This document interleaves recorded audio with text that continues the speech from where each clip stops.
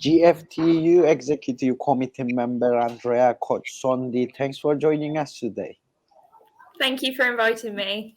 Thank you. So you recently visited Kurdistan with the coalition against chemical weapons in Kurdistan. Can you tell us a bit more about this visit? What did you see? Where have you been? So we would like to hear the details from you. Absolutely. We were invited to go to Iraqi Kurdistan to meet with a number of organisations and people. The delegation itself had 7 members, and we were all from different backgrounds. So my background is in trade unions and the criminal justice system. Other people were from a journalist background. We had a former member of the European Parliament with us. So it was really a diverse group of people going there. The trip itself was about 8 days, and as I said, we met with several people, including people from news organisations, journalists. We also met with lawyers, prisoners, political prisoners who have recently been released. Also, some prisoners whose families were there to talk to us, but themselves they're still incarcerated. So we also talked to politicians. We went to the parliament. So it was a very, very kind of busy trip, and we travelled around Slimani and Erbil as well. What did you learn about Turkey's invasion? And do you think chemical weapons are being used as well in the region? So that was the reason with the coalition that you went there. So this is our main topic. What was your observations? Very shortly, please. So it's going to be easy to be brief on this because unfortunately the delegation was prevented from going into the affected areas. Our main goal was to visit the villages that have been attacked and to get first-hand sort of evidence and talk to locals and see the area. Unfortunately, we weren't allowed to go into the area, and that was the reason why they said we weren't, was because there were further bombings just before we were about to go there. So they said that it was unsafe for us and also for the local people in case they were charged with, again, political crimes if they are, reporting what's happening to foreign nationals, from other organisations. So we weren't allowed to go in. What we have discussed with local people was that they do believe that there are chemical attacks going on. Unfortunately, there is no solid evidence at this time.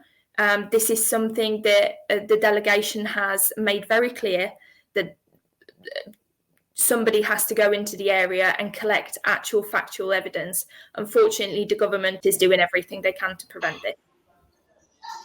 Thank you. What action do you think needs to be taken to stop Turkey's war on Kurds? So this is a very complex question, I think, and there's no easy answer to it. When we met with a lot of organisations, we asked them what help they needed from us, what they wanted from us. And I think a lot of them clearly stated that they need international organisations to put pressure on the government, both within Iraqi Kurdistan. So, for example, put pressure on the KDP, the PUK, to act and protect their people. Unfortunately, when we talk to KDP representatives in the parliament, they completely denied Turkey's invasion. They denied that it was even going on and happening. The PUK at the moment is saying that it's Iraq's responsibility, it's Baghdad's responsibility to protect the people. So I think, first of all, they need to kind of come to a conclusion whose responsibility it is to protect the people. There's also a huge need from other countries, Western countries, to put pressure on their own government For example, us working in the UK, we are doing everything we can to put pressure on our government to act. And there's also obviously NATO's role in all of this, because Turkey has the second largest army in the NATO, and they're clearly ignoring the attacks that are going on in the northern part of Iraq, in Iraqi Kurdistan. So there's a lot of things that need doing. There's a lot of countries, Western countries, supplying arms to Turkey so they can carry out these attacks. That needs to be under investigation as well. As we know, in Bristol, in UK, there is lots of different gun parts are produced and sold Turkey as well. So can we say UK is one of the biggest arms traders to Turkey as well? Very shortly, this one, please. We have only a few minutes left. Yeah. I believe that the UK is definitely playing a part. And is enabling Turkey's attacks. I know that some journalists have made attempts to get comment and get an account from these companies. Unfortunately, they're refusing at the moment, and they're just saying everything is in line with regulations. So at the moment, they're not willing to really open up a conversation about this. Thank you. So the EU's and UK's regulations are killing people in Middle East. So this is very clear. Lastly, what are the next steps? Does any GFTU have any plans about it to take action against all these war crimes and humanity crimes of Turkey? So, as I mentioned, the delegation members have come from different backgrounds and organisations. So I'm not sure what the other members are working on at the moment. However, myself and another GFTU executive committee member, John McGowan, who also came on the delegation, we have circulated the press release that was out earlier this week. So all of our executive members can circulate it in their unions. So that's where we're trying to raise awareness, because a lot of attention is focused on other international conflicts at the moment and not on the Kurdish issue. The other kind of project that we're setting up is for Kurdish lawyers to come over to the UK.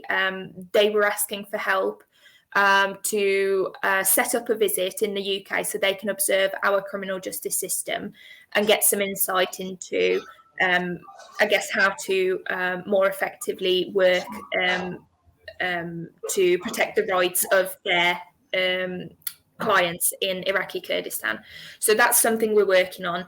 And we're also working on trying to liaise with some mental health professionals to support the people from Chamchamal and Halabja and all of those communities who were affected by the genocide and Anfal years ago, but the survivors and the families are still suffering the consequences. I'd just like to mention that none of these projects have been written in stone yet, so we're all in the process of organising it, of course, because we only just returned last week. GFTU Executive Committee member Andrea Kocsondi, thanks for joining us. Thank you for your valuable comments today. Thank you very much. Thank you.